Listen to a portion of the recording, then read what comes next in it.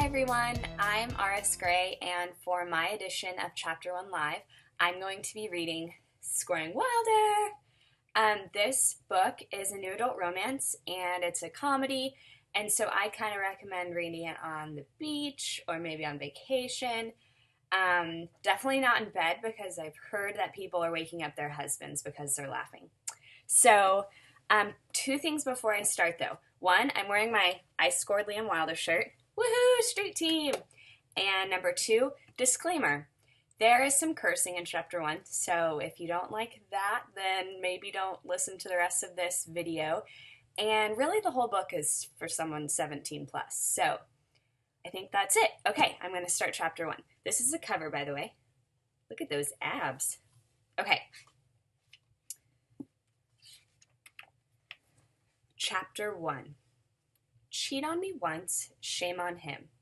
Cheat on me twice, what the actual fuck is going on? How in the world have I managed to find my last 2 boyfriends cheating on me? No, not together, although that would have been much more poetic and at least they could have included me or something. The reality was much worse.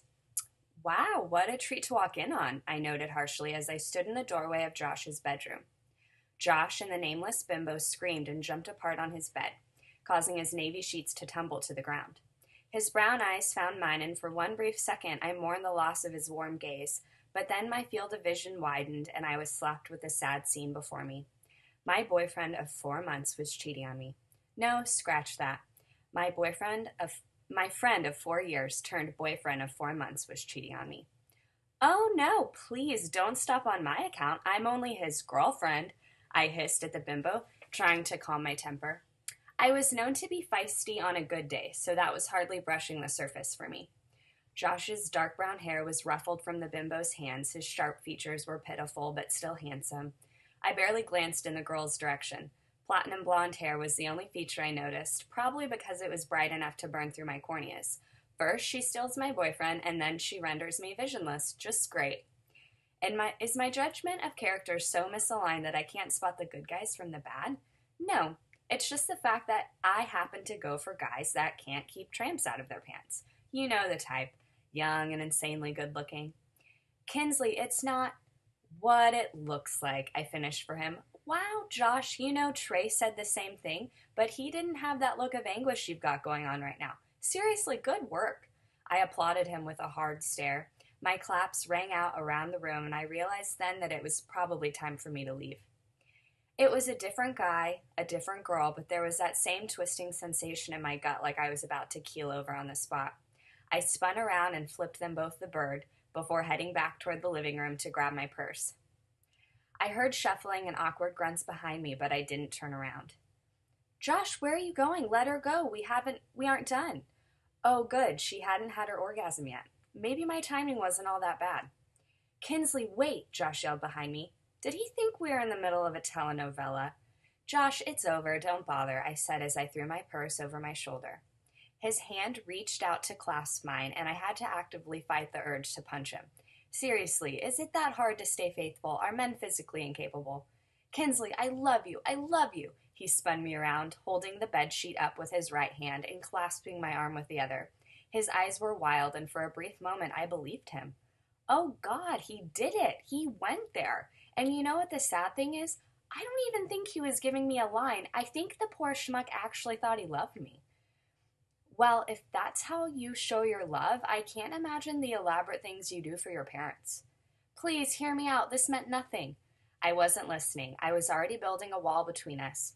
Thank you, Josh. Thank you for ruining my capacity to trust so that any guy that comes after you will automatically have the cards stacked against him.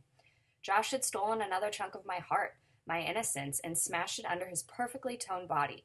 When I met him, I was on my way to feeling jaded to the whole dating process. I'd already been cheated on once by my boyfriend of 6 months, Trey, who also happened to be the guy that had taken my virginity. I know. They should make a Hallmark card for that experience since it's so cliche. Whoops, sorry your high school boyfriend can't keep it in his pants. Here's the cute puppy wearing a bow tie. But now I was about 10 miles past jaded. It was time to trade in my designer dresses for patterned muumuus and house slippers. Maybe I could join a support group for divorcees over 50.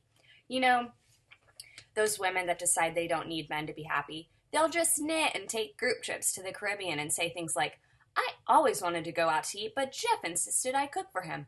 I'm going out to eat every night now, damn it. Only problem, I'm 18. They'd probably think I was trying to be an ironic hipster. Whatever, I'd figure it out.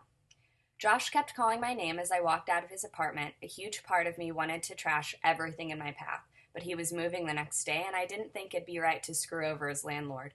Instead, I just slipped my brown hair over my shoulder and relished in the fact that my legs looked killer in my cut-off shorts.